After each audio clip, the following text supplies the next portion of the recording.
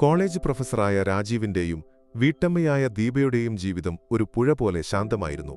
11 വർഷത്തെ പ്രണയത്തിനു ശേഷം അവർ വിവാഹിതരായി. അവർ ഒരുമിച്ചുള്ള 12ാം വർഷം ആഘോഷിക്കുകയായിരുന്നു. രാജീവിനേക്കാൾ 8 വയസ്സിന് ഇളയവളായിരുന്നിട്ടും ദീപ അദ്ദേഹത്തിന്റെ സ്നേഹത്തിലും കരുതലും സ്വയം മറന്നു ജീവിച്ചു. സാമ്പത്തികമായി യാതൊരു ബുദ്ധിമുട്ടുമില്ലാത്ത എല്ലാ സൗകര്യങ്ങളുമുള്ള ആ ജീവിതത്തിൽ ഒരു കുഞ്ഞിന്റെ കൊഞ്ചലിനും ചിരിക്കുമുള്ള ഇടം മാത്രം ഒഴിഞ്ഞുകിടന്നു. ഡോക്ടർമാരെയും വൈദ്യശാസ്ത്രത്തെയും സമീപിച്ചിട്ടും ഒരു ഫലവുമില്ലായിരുന്നു. നിങ്ങൾക്ക് യാതൊരു പ്രശ്നങ്ങളുമില്ല എന്ന അവരുടെ വാക്കുകൾ ആശ്വാസം നൽകുന്നതിനു പകരം ദുഃഖം വർദ്ധിപ്പിച്ചു. രാജീവിന്റെ മാതാപിതാക്കൾക്ക് ഈ വേദന താങ്ങാവുന്നതിലും അപ്പുറമായിരുന്നു. പേരക്കുട്ടിയെ കാണാനുള്ള ആഗ്രഹം അവരുടെ ഓരോ നോട്ടത്തിലുമുണ്ടായിരുന്നു. ആ നൊമ്പരത്തിൽ തന്നെയാണ് അവർ ഈ ലോകത്തോട് വിട പറഞ്ഞതും. അവരുടെ മരണശേഷം ആ ശൂന്യത ദീപയുടെയും രാജീവിന്റെയും ഹൃദയത്തിൽ ഒരു കനൽ പോലെ എരിഞ്ഞു. ഒരു കുട്ടിയെ ദത്തെടുക്കുന്നതിനെക്കുറിച്ച് ദീപ പലതവണ രാജീവിനോട് സംസാരിച്ചു. നമ്മുടെ ലോകം പൂർണ്ണമാകാൻ ഒരു കുഞ്ഞു കൂടിയേ തീരൂ, ദീപ വിതുമ്പി. പക്ഷേ രാജീവ് അത് പൂർണ്ണമായി നിഷേധിച്ചു. വേണ്ട ദീപ, അങ്ങനെയൊരു തീരുമാനമെടുക്കാൻ എനിക്ക് കഴിയില്ല. നമ്മൾ പരസ്പരം കുട്ടികളായി ജീവിക്കുക, അദ്ദേഹം പറഞ്ഞു. ആ വാക്കുകൾക്ക് പിന്നിൽ ഒരുപാട് വിഷാദങ്ങളുണ്ടെന്ന് ദീപക്ക് മനസ്സിലായി. അവൾ തന്റെ ദുഃഖമുള്ളിലൊതുക്കി അവർ പരസ്പരം താങ്ങും തണലുമായി മുന്നോട്ടുപോയി. ഒരു ദിവസം ഉച്ചയ്ക്ക് പതിവില്ലാത്ത ഒരു ഫോൺ കോൾ രാജീവിന്റെ അടുത്തുനിന്നും ദീപയ്ക്ക് വന്നു. ഞാനൊരു അത്യാവശ്യ കാര്യത്തിന് പുറത്തു പോവുകയാണ്. വരുന്ന വഴിക്ക് നിനക്കിഷ്ടമുള്ള ബിരിയാണി വാങ്ങിവരാം, അദ്ദേഹം പറഞ്ഞു. ആ വാത്സല്യം നിറഞ്ഞ വാക്കുകൾക്ക് ഏതാനും മണിക്കൂറുകൾ മാത്രം പഴക്കം. അപ്രതീക്ഷിതമായി വന്ന ആ വാർത്ത ദീപയുടെ ലോകം തന്നെ മാറ്റിമറിച്ചു. റോഡിൽ ബൈക്കപകടത്തിൽപ്പെട്ട് രാജീവിനെ ആശുപത്രിയിൽ പ്രവേശിപ്പിച്ചിരിക്കുന്നു. ഒരു ഭ്രാന്തിയെപ്പോലെ ദീപ ആശുപത്രിയിലേക്ക് ഓടിച്ചെന്നു. രാജീവിന്റെ തലയ്ക്ക് ഗുരുതരമായ പരിക്കുകൾ ഏറ്റിരുന്നു. ഡോക്ടർമാർ നിസ്സഹായരായി കൈമലർത്തി. കോമാ അവസ്ഥയിലാണ്. ബോധം തിരികെ വരാൻ സാധ്യത വളരെ കുറവാണ്, ഡോക്ടർ ദീപയോട് പറഞ്ഞു. ദീപ തളർന്നുപോയി. ഭർത്താവിന്റെ അരികിൽ നിറകണ്ണുകളോടെ അവൾ നിന്നു. രാജീവ് കിടപ്പിലായതോടെ അവരുടെ സാമ്പത്തിക സ്ഥിതിയെക്കുറിച്ച് അവൾക്ക് ആശങ്കയായി. ദീപ തന്റെ സുഹൃത്തിന്റെ സഹായത്തോടെ ഒരു ജോലിക്ക് അപേക്ഷിച്ചു. ജോലി ഉറപ്പായപ്പോൾ ദീപ സന്തോഷിച്ചു. എന്നാൽ പകൽ സമയത്ത് ഭർത്താവിനെ നോക്കാൻ ഒരു നഴ്സിനെ ആവശ്യമായിരുന്നു. ആദ്യത്തെ നഴ്സ് 1 മാസത്തിനുള്ളിൽ ജോലി മതിയാക്കിപ്പോയി. അവരുടെ ആരോഗ്യനില വളരെ മോശമായിരുന്നു. ഇവിടുത്തെ അന്തരീക്ഷം ശരിയല്ല, എനിക്ക് തലകറങ്ങുന്നു, ക്ഷീണമുണ്ട്, അവർ പറഞ്ഞു. ദീപ അതെല്ലാം സാധാരണമാണെന്ന് കരുതി മറ്റൊരു നഴ്സിനെ നിയമിച്ചു. 2ാമത്തെയും 3ാമത്തെയും നഴ്സുമാർക്ക് ഇതേ അവസ്ഥ വന്നു. എന്താണ് ഇവർക്കെല്ലാം സംഭവിക്കുന്നത്? ദീപ സ്വയം ചോദിച്ചു. ഓരോ നഴ്സും മെലിഞ്ഞ് അവശരായി മടങ്ങിപ്പോയപ്പോൾ ദീപയുടെ മനസ്സിൽ ഭയം നിറഞ്ഞു. കിടപ്പിലായ ഭർത്താവിന്റെ കാര്യത്തിൽ അവൾക്ക് ആശങ്കയായി. വീട്ടിൽ മറ്റാരുമില്ല. എങ്കിലും ഈ നഴ്സുമാർക്ക് എന്താണ് സംഭവിക്കുന്നത് എന്നറിയാൻ ദീപ തീരുമാനിച്ചു. മനസ്സിൽ ഒരു പദ്ധതിയിട്ട് ദീപ 4ാമത്തെ നഴ്സായി സ്വയം വേഷമിട്ടു.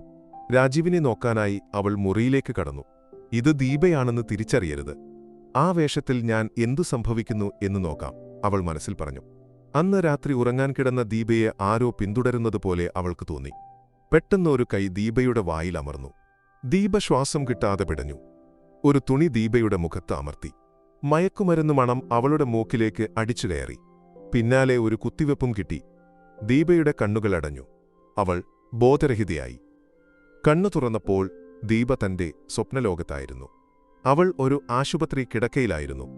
ഇത് ഞാൻ നേരത്തെ കിടന്ന മുറിയല്ലേ, അവൾ മനസ്സിൽ പറഞ്ഞു. അവളുടെ അടുത്ത് നിൽക്കുന്ന ആളെ കണ്ടപ്പോൾ ദീപയുടെ ഹൃദയം നിലച്ചുപോയി. കോമയിലായിരുന്ന രാജീവ് ഒരു കസേരയിലിരുന്ന് പുഞ്ചിരിക്കുന്നു. ഞാൻ എവിടെയാണ്? ദീപ പരിഭ്രാന്തയായി ചോദിച്ചു. നീ എന്നെ കാണാൻ വന്നതാണ്, ഭയപ്പെടേണ്ട, രാജീവ് പറഞ്ഞു. ഞാനാണ് നിന്നെ ഇവിടെ എത്തിച്ചത്, അദ്ദേഹം കൂട്ടിച്ചേർത്തു. രാജീവിന്റെ വാക്കുകൾ ദീപയെ ഞെട്ടിച്ചു. നിങ്ങൾ അപകടത്തിൽപ്പെട്ടതല്ലേ, അവൾ ചോദിച്ചു. അത് സത്യമാണ്, പക്ഷെ കഥ അതല്ല, അദ്ദേഹം പറഞ്ഞു. 4ാമത്തെ നഴ്സാണ് നീയെന്ന് കരുതിയാണ് ഞാൻ ഈ തെറ്റ് ചെയ്തത്. എന്നോട് ക്ഷമിക്കണം, രാജീവ് പറഞ്ഞു. തുടർന്ന് അദ്ദേഹം തന്റെ കഥ പറഞ്ഞു. കോളേജിൽ വെച്ച് സഹപ്രവർത്തകർ തന്റെ കുട്ടികളില്ലാത്തതിന്റെ പേരിൽ പരിഹസിച്ചിരുന്നു. അത് അദ്ദേഹത്തിന് വലിയ മാനസിക സമ്മർദ്ദമുണ്ടാക്കി. അപകടത്തിൽപ്പെട്ടപ്പോൾ ആശുപത്രിയിൽ വെച്ച് നഴ്സുമാരും തന്റെ രോഗാവസ്ഥയെക്കുറിച്ച് കളിയാക്കി സംസാരിച്ചു. ആ സംസാരം അദ്ദേഹത്തിന് സഹിക്കാൻ കഴിഞ്ഞില്ല. അങ്ങനെയാണ് ബോധം തിരികെ വന്നപ്പോൾ കോമയിലാണെന്ന് അഭിനയിച്ച് അദ്ദേഹം അവരെ വെറുതെ വിടാൻ തീരുമാനിച്ചത്. ഞാൻ കോമയിലാണെന്ന് അവർ വിശ്വസിച്ചു. പക്ഷേ എന്റെ മനസ്സിൽ പ്രതികാരം ആളിക്കത്തി. എന്നെ പരിഹസിച്ച 3 നഴ്സുമാരെയും ഞാൻ തിരിച്ചറിഞ്ഞു. രാജീവ് തുടർന്നു. വീട്ടിൽ വെച്ച് രഹസ്യമായി ഞാൻ അവരുടെ ഭക്ഷണത്തിലും വെള്ളത്തിലും വിഷം കലർത്തി. അതുകൊണ്ടാണ് അവരുടെ ആരോഗ്യനില മോശമായതും അവർ ഓടിപ്പോയതും, അദ്ദേഹം പറഞ്ഞു. 4ാമതായി വന്നത് ദീപയാണെന്ന് തിരിച്ചറിയാതെയാണ് രാജീവിന്റെ ആക്രമണം. മുഖംമൂടി മാറ്റിയപ്പോഴാണ് അത് തന്റെ ഭാര്യയാണെന്ന് മനസ്സിലാക്കി രാജീവ് ഞെട്ടിയതും ഉടൻ തന്നെ അവളെ ആശുപത്രിയിലേക്ക് മാറ്റിയതും. രാജീവിന്റെ കഥ കേട്ടപ്പോൾ ദീപയുടെ മനസ്സിൽ സങ്കടം നിറഞ്ഞു. എന്താണ് ഇത്രയും പ്രശ്നങ്ങളുണ്ടായിട്ടും എന്നോട് പറയാഞ്ഞത്? അവൾ ചോദിച്ചു. നിന്നെ വേദനിപ്പിക്കാൻ ഞാൻ ആഗ്രഹിച്ചില്ല, അദ്ദേഹം പറഞ്ഞു. ദീപ അദ്ദേഹത്തെ കെട്ടിപ്പിടിച്ച് കരഞ്ഞു. സംഭവിച്ച തെറ്റോർത്ത് അവൾ ഭർത്താവിനോട് ക്ഷമിച്ചു. ആ സംഭവത്തിനുശേഷം രാജീവിന്റെയും ദീപയുടെയും ജീവിതം ഒരു പുതിയ വഴിത്തിരിവിലെത്തി. കുട്ടികളെ ദത്തെടുക്കുന്നതിനെക്കുറിച്ച് ദീപ വീണ്ടും സംസാരിച്ചപ്പോൾ രാജീവ് സമ്മതിച്ചു. അവർ ഒരു അനാഥാലയത്തിൽ നിന്ന് ഒരു ആൺകുട്ടിയെയും പെൺകുട്ടിയെയും ദത്തെടുത്തു. കുട്ടികളുടെ വരവോടെ അവരുടെ ജീവിതം പൂർണ്ണമായി. രാജീവിന്റെ മാനസിക സമ്മർദ്ദവും ദുഃഖവും അവർക്കിടയിൽ നിന്ന് അപ്രത്യക്ഷമായി. ഇനി അവരുടെ ജീവിതം സന്തോഷത്തിന്റെയും സ്നേഹത്തിന്റെയും ഒരു പുതിയ അധ്യായമായിരുന്നു.